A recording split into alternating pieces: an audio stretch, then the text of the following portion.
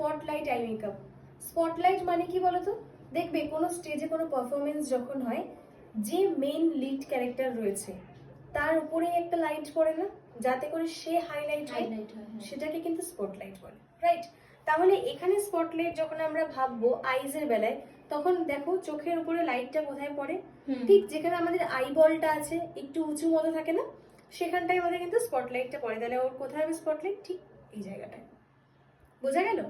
Spotlight মানে কি, লাইটটা যে এরিয়ায় পড়ছে সেখানে আমার কিন্তু স্পটলাইটটা হবে। তাহলে সেটা কিভাবে ক্রিয়েট করব আমি?